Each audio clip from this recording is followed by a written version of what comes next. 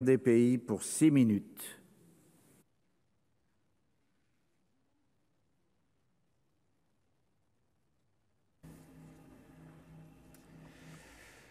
Monsieur le Président, Madame la Ministre, chers collègues, hyperactif, c'est souvent le terme employé, bien que réducteur, pour désigner les enfants quelque peu turbulents, parfois distraits, ou qui peinent à maintenir leur intention.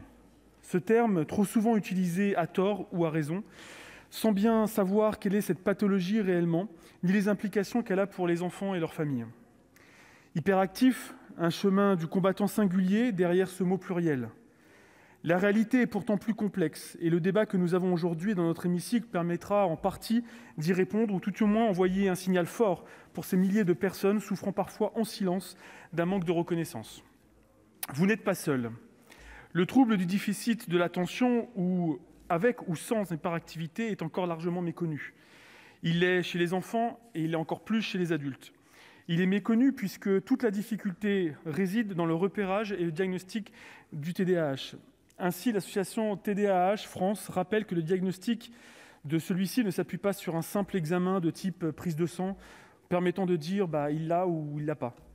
C'est bien plus compliqué. C'est bien la persistance des symptômes au fil du temps, leur présence dans différents environnements et le retentissement au quotidien qui caractérise le TDAH.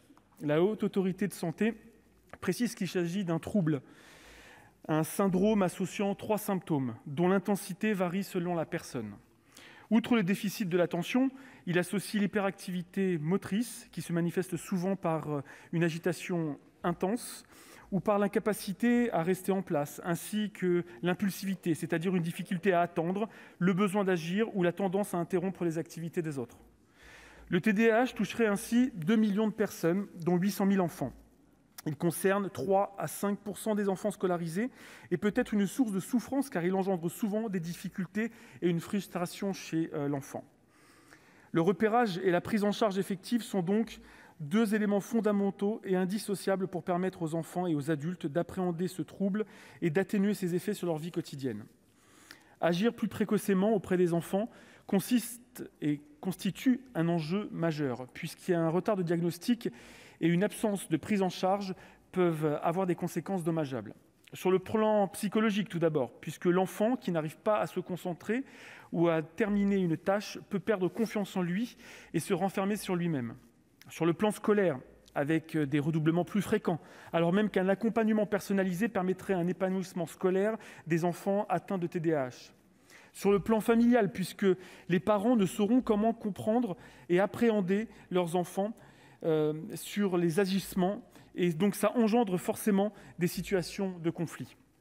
Sur le plan social, enfin, les enfants atteints de TDAH ayant parfois plus de difficultés relationnelles.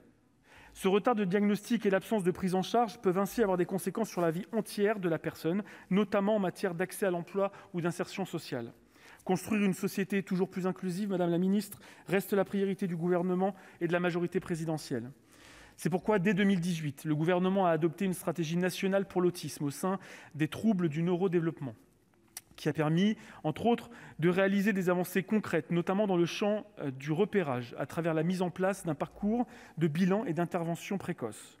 Celui-ci permet de poser un diagnostic précis avant 7 ans, associant médecins traitants, médecins de crèche ou de PMI, médecins scolaires, psychologues ou psychomotriciens, et vise à éviter toute avance de frais par les familles.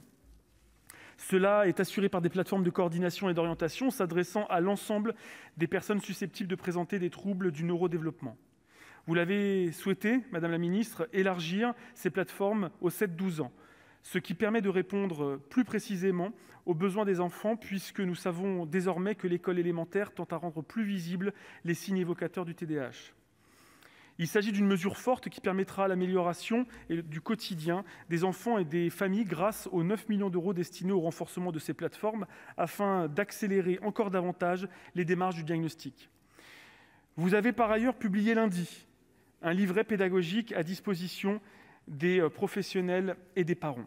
Celui-ci permettra d'aboutir à un repérage encore précoce des écarts inhabituels de développement chez les enfants de 0 à 3 ans, d'identifier les besoins spécifiques de l'enfant et de mieux orienter les parents parfois se sentant démunis et peu accompagnés.